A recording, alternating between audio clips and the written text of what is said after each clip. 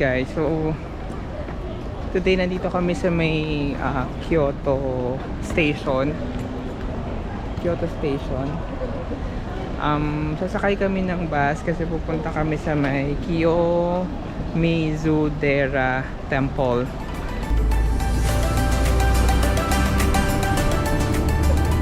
So ayun, maghahanap muna kami ng pagkain bago kami pumasok doon sa temple kasi gutom na kami.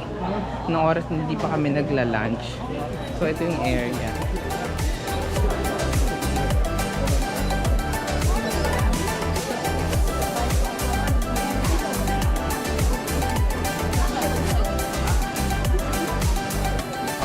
So ayun, finally nakahanap kami ng makakainan. May isang ramen area dito, parang restaurant na mga ramen. So nag-order kami. Ito yung na-order namin. So mukhang masarap siya. In fairness naman yung serving niya malaki.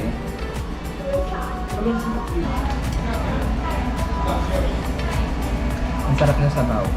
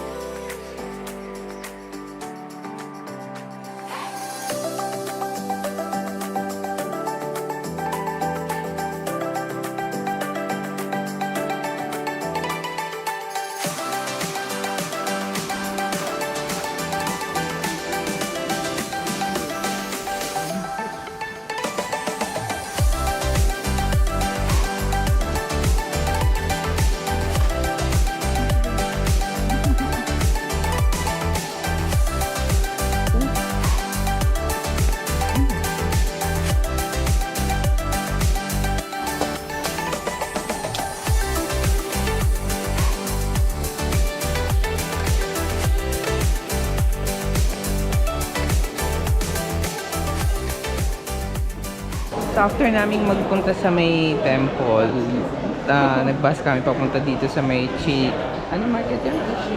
Nishiki Market.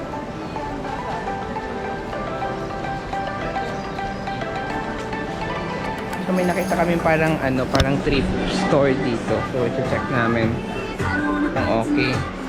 Oh, yung mga jacket na magaganda, oh. Ano siya? 5'8". 6'3", pero parang expensive pa din. Check namin yung ibang area. Yung bag magkano? Ayun ang mura bes, oh.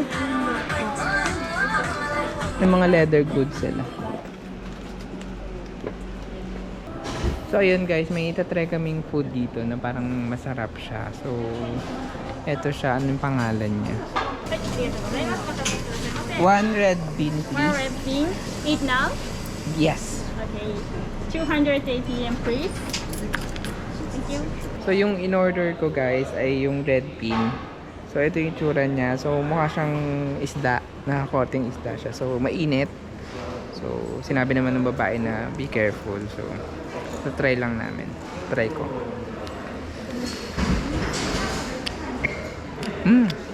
Ang sarap. Munggo. Munggo yung laman.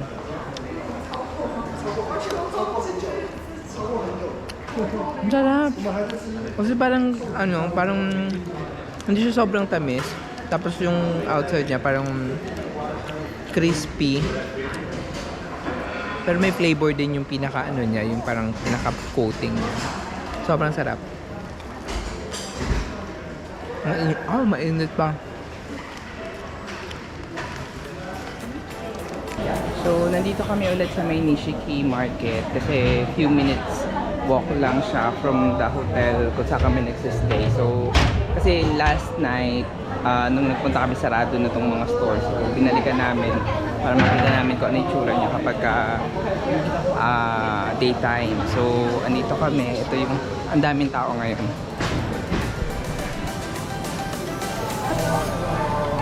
Tempura.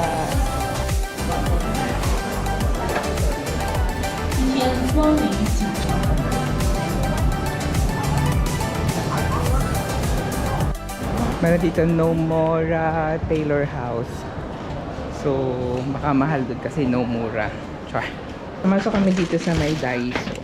Kasi parang first time namin makapasok sa Daiso dito pang ilang araw na namin.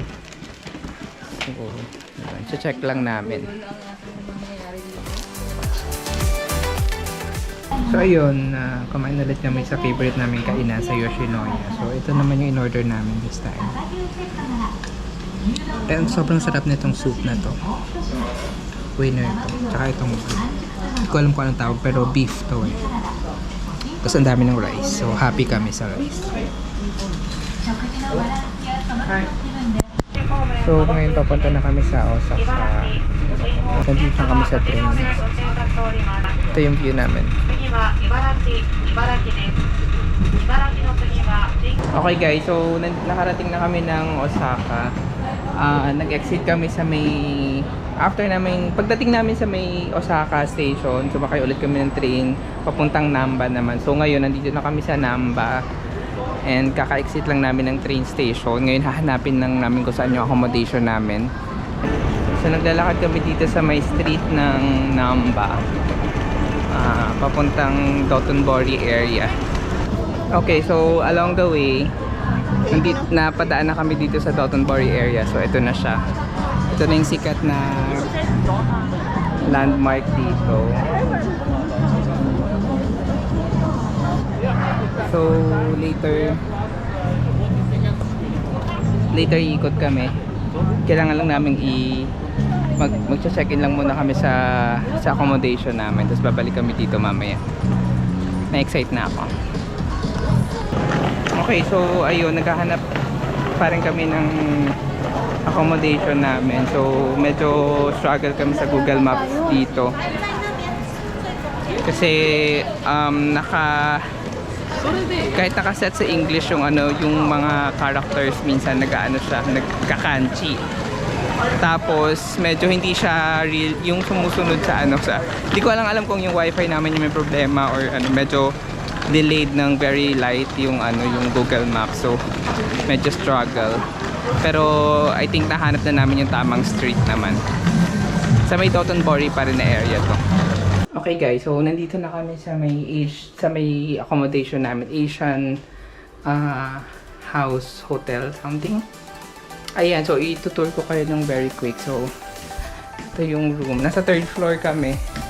Hindi ko sure kung meron din sa baba na So ito yung room. Yan, double deck siya. Ang gamit namin.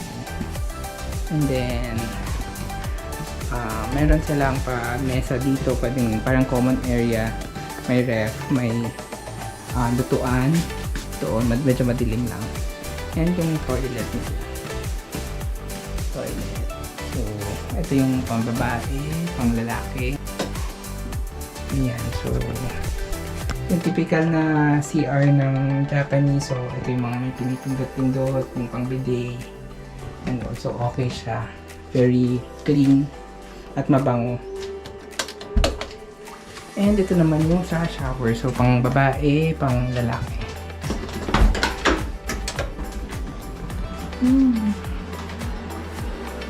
So ayan siya, so kompleto naman siya, may shampoo, may mga sabon, conditioner. So normally sa mga hotel ng Japanese may ganyan siya.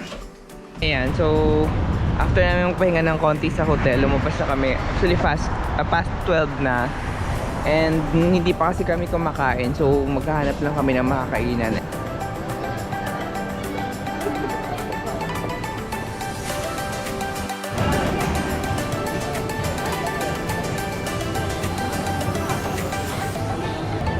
Okay. So in-off nila ang ilaw pala nung giant na Liko na billboard. So ito yung itsura niya pag walang ilaw. So babalikan na lang natin yan pagka may mas maaga-aga ng konti. Ayan.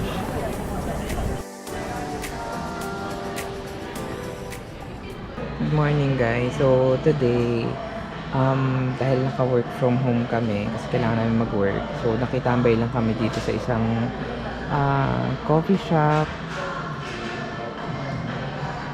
Isang coffee shop dito sa may malapit sa may yung accommodation na pinagsistayan namin. So ayun, dito lang muna kami mag-work. Tapos siguro maya babalik kami sa accommodation. para doon na i-continue yung work kasi nakakahiya naman na maghapon kami dito. So yun. So today is working day namin. So mamayang gabi pa kami makakapag-gala-gala. So ngayon, since tapos na yung work namin, pupunta na kami dun sa signage na Glico. So lalakad kami papunta doon. Area na yun. So yung accommodation namin mga 5-minute walk lang from that area. So pupuntahan namin yun. And check namin kung makakapag-picture kami ng maganda. Okay.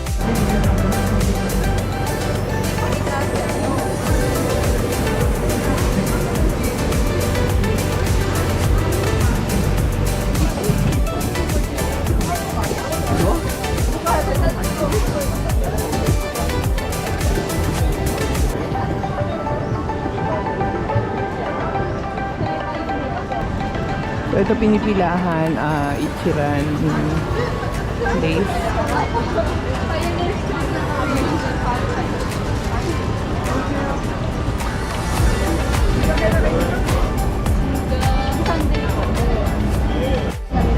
Itatry namin tong pagkain na to, sikat to dito. So 500 yen. Paano gagawin natin? Ewan ko, binamit ko. Tutulungan naman niya tayo. Ayan. Oo.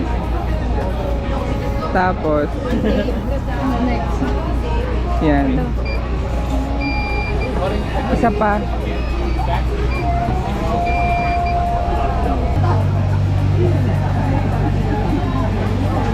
Oh, ang laki pala ng cheese na nilagay niya sa loob. Oh.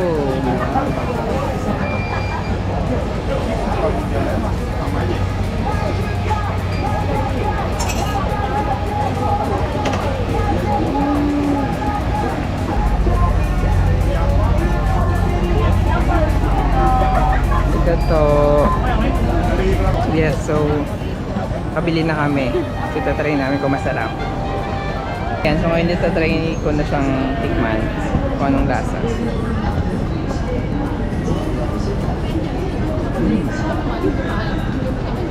Ito, crunchy yung labat.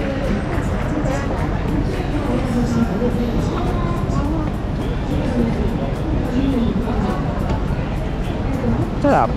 Ito na yung dinner natin na kasi medyo mahal. Wala magsasabi ako mayroon, nagugutom ako. Ito na yung dinner namin kasi wala na kaming pera.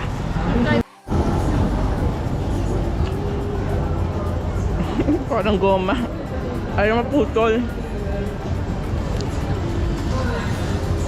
Ayaw maputol. Sinamay ko na nga. Ayun, kinamay ko na para maputol. Pang chewy nung cheese. Mozzarella.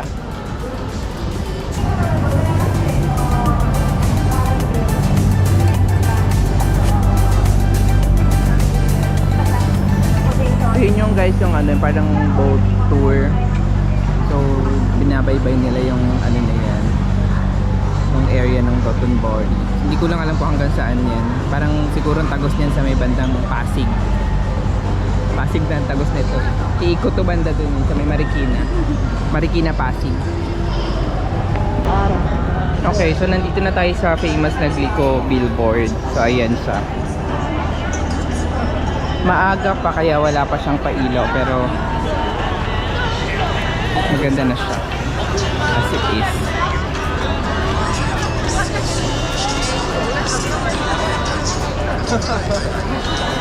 So ayun, nakapag-take na kami ng few pictures pero babalik kami mamaya pagka maliwanag pagka madilim na para mas makita naman yung night view nitong area na to. So for now pupunta kami sa may Shinsaibashi. So parang ito yung shopping district nila. So titingin-tingin lang kami kasi wala na kami naman talagang pang shopping. So window shopping na lang talaga naman yung gagawin namin. So let's go.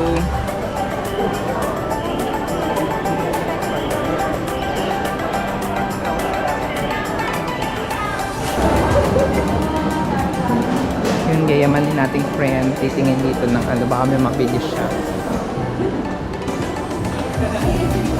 May-ari kasi ng asyenda ito kaya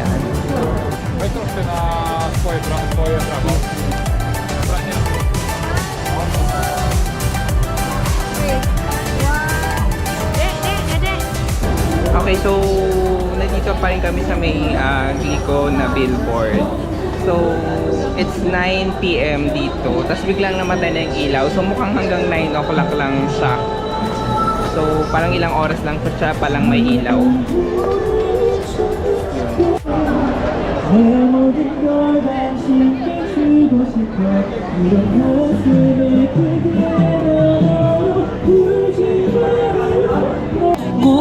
I gave a second just to keep back, but now left the feeling still there. Oh, the way she makes me feel that love isn't real. You're pretty so dull.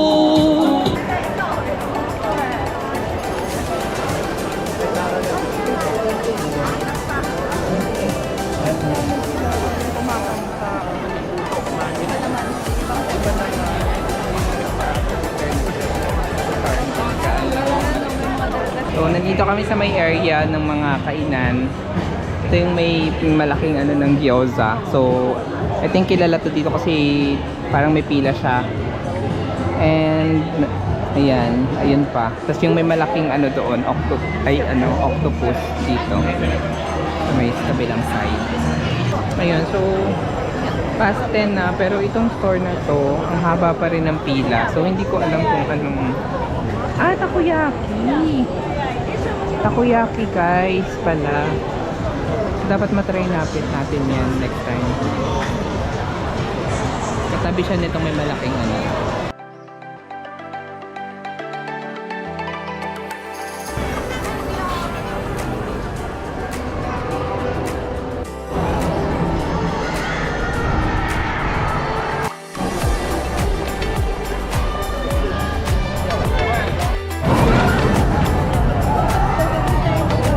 Grabe yung rides ng Extreme nun. Ay, Jurassic Park. So, later kami dyan.